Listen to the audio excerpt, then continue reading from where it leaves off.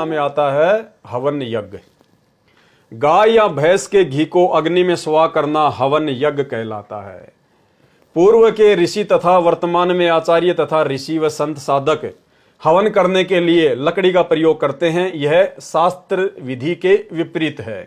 शास्त्र विधि अनुसार हवन करने के लिए रुई की बाती बनाकर मिट्टी या धातु के बर्तन कटोरे में रखकर भैंस या गाय का घी जलाकर मंगलाचरण पढ़कर अग्नि जलाकर की जाती है। यह हवन यज्ञ है।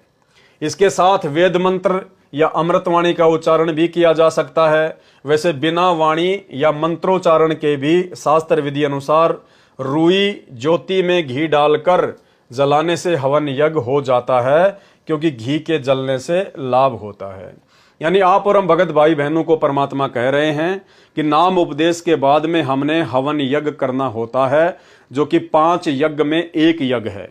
हमने प्रतिदिन अपने घर पर गाय या भैंस का देसी घी यदि आप गांव में रहते हैं और आपको मिल जाए तो बहुत अच्छी बात है, अन्यथा डेयरी पर या किसी दुकान पर जो देसी घी के नाम से बेचा जाता है वो भी हम ले सकते हैं। और परमेश्वर ने बताया कि भगत ने फिर प्रतिदिन अपने घर पर हवन करना है। आप किसी भी बर्तन की दुकान से कोई भी दीपक लेके आ सकते हैं। आजकल बर्तनों की दुकान पर खड़ी जोत जलाने वाले दीपक भी जलते हैं। और जो रुई होती है, जो कॉटन होता है, उसकी हमने ज्योति बनानी है, उसके अंदर डालनी है। और गाय या भैंस का देसी घी डालकर हमने प्रतिदिन अपने घर पर हवन यज्ञ करना होता है। गुरुदेव कहते हैं कि ज्योति जलाते समय, हवन करते समय आप जी मंगलाचरण भी बोल सकते हैं। जो मंत्र आपको गुरुदेव भगवान ने दिए हैं आप उनका उच्चारण भी कर सकते हैं, या और भी कोई परमात्मा की वाणी आप जी बोल सकते हैं। नहीं बोलोगे तो भी कोई बात नहीं है। मुख्य घी जलने से जो हवन यज्ञ होता है उससे हमें लाभ मिलना है। शास्त्र विधि अनुसार हवन यज्ञ करने के लिए रुई की बाती बनाकर मिट्टी या धातु के बर्तन कटोरे में रखकर भैंस या गाय का घी जलाकर मंगलाचरण पढ़कर अग्नि जलाकर की जाती है। यह हवन यज्ञ है। इसके साथ वेद मंत्र या अमृतवाणी का उच्चारण भी किया जा सकता है। वैसे बिना वाणी या मंत्रोच्चारण के भी शास्त्र विधि अनुसार रुई ज्योति में घी डालकर जलाने से हवन यज्ञ हो जाता है, क्योंकि घी के जलने से लाभ होता है। लकड़ी जलाकर यदि हवन किया जाता है तो कार्बन डाइऑक्साइड अधिक निकलती है। 1 क्विंटल घी को हवन करने के लिए 10 किलोग्राम लकड़ी जलती है। रुई 100 ग्राम 1 क्विंटल घी को हवन कर देती है। इसमें कार्बन डाइऑक्साइड भी नाम मात्र ही बनती है। ज्योति यज्ञ करने का प्रमाण ऋग्वेद मंडल 8 सूक्त 46 मंत्र 10 में है। रुई की बाती बनाकर कटोरे में खड़ा कर दिया जाता है। फिर घी डालकर मंगलाचरण पढ़ते पढ़ते ज्योति प्रज्वलित की जाती है। यह 2 प्रकार की होती है। देवी देवताओं के उपासक टेढ़ी ज्योति लगाते हैं, यानी देवी देवताओं को जो ज्योत जलाई जाती है, जो हवन किया जाता है, वो खड़ी बत्ती वाला नहीं किया जाता, वो सीधा नहीं होता है, वो तिरछा होता है। वो टेढ़ी ज्योति लगाई जाती है देवी देवताओं को। और पूर्ण परमात्मा की भक्ति में जो हवन यज्ञ किया जाता है, जो आप और हम सभी सतगुरु रामपाल जी परमेश्वर जी के भगत प्रतिदिन करते हैं, हमने खड़ी बत्ती वाला हवन यज्ञ करना होता है। देवी देवताओं के उपासक टेढ़ी ज्योति जलाते हैं। गीता अध्याय 7 श्लोक 12 से 15 तथा 20 से 23 में अन्य देवताओं की पूजा करना व्यर्थ कहा है। यह टेढ़ी ज्योति यज्ञ की परंपरा प्राचीन है। प्रत्येक हिंदू के घर में दोनों समय सुबह और शाम ज्योति यज्ञ किया जाता। यह हवन यज्ञ प्रत्येक के घर में होता था। वर्तमान में 20वीं सदी में कुछ पंथों का उत्थान हुआ। राधा स्वामी पंथ आगरा यूपी से चला है, जिसके प्रवर्तक थे श्री शिवदयाल जी सेठ जी, निवासी पन्नी गली आगरा शहर उत्तर प्रदेश भारत। इसी पंथ की एक शाखा ब्यास नदी के किनारे पंजाब प्रांत में चली है, जिसके संस्थापक थे जयमल सिंह रिटायर्ड फौजी।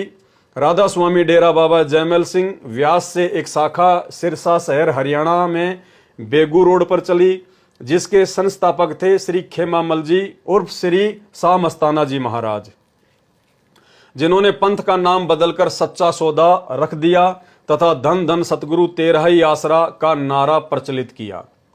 इसकी स्थापना सन 1948 में श्री शाह मस्ताना जी के कर कमलों द्वारा की गई थी। इसी की अन्य शाखाएं गंगवा जिला हिसार तथा जगमाल वाली जिला सिरसा, हरियाणा प्रांत में चल रही है। राधा स्वामी पंथ की अन्य शाखाएं जय गुरुदेव पंथ मथुरा में श्री तुलसीदास जी द्वारा चलाया गया। गांव दिनोद जिला भिवानी में श्री ताराचंद जी द्वारा चलाया गया। ये सब 20वीं शताब्दी में पनपे हैं, लगभग पूरे भारतवर्ष में फैल चुके हैं। इनके अतिरिक्त निरंकारी पंथ, ब्रह्म कुमारी पंथ, हंसा देश पंथ, संत श्री सतपाल जी, संत श्री प्रेम रावत उर्फ बाल योगेश्वर का पंथ, ये भी उपरोक्त पंथों की तरह भारतवर्ष के साथ साथ अन्य देशों में भी फैल चुके हैं।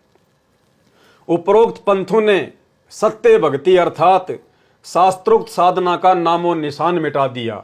इन पंथों ने ज्योति यज्ञ, हवन यज्ञ को मना कर रखा है, क्योंकि ये सारे के सारे पंथ काल निरंजन के द्वारा भक्ति को नष्ट करवाने के लिए ही चलाए गए हैं।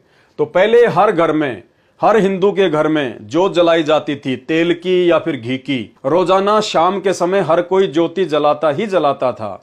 लेकिन इन पंथों ने वो ज्योति जलवाना भी बंद करवा दिया काल प्रेरणा से, ताकि साधकों को भक्ति का जरा भी लाभ ना मिले।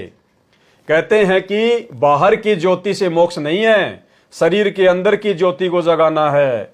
राधा स्वामी पंथ व इनकी शाखाओं का मानना है कि वेद तथा गीता को हम नहीं मानते, हम तो संतों की वाणी को सत्य मानते हैं। वेद व गीता भी तो ऋषियों ने लिखे हैं, उन ऋषियों को ऊपर के मंडलों का ज्ञान नहीं था, इसलिए वेदों तथा गीता में ऊपर के मंडलों का ज्ञान नहीं है। हमारी भक्ति साधना तो त्रिकुटी स्थान से प्रारंभ होती है।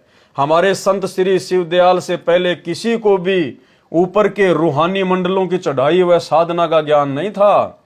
श्री शिवदयाल सिंह सेठ महाराज राधा स्वामी का ज्ञान व सत्संग वचनों का संग्रह पुस्तक सार वचन कार्तिक राधा स्वामी नाम की पुस्तक में लिखे हैं। ज्ञान इस प्रकार है, सबसे ऊपर राधा स्वामी धाम है, यही सच्चे साहिब का नाम है।